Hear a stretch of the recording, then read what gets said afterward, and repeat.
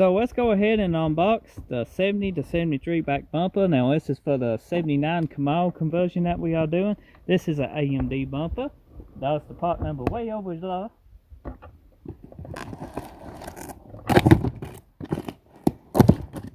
Okay, Amos, you want to help me pour in taps?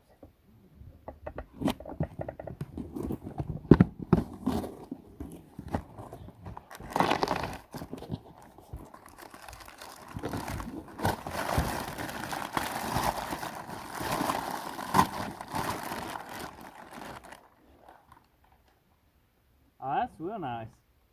Look like they just assembled it. They coated it too. Wiped it off, and looks very good though. AMD always do got good products. American Metal Direct.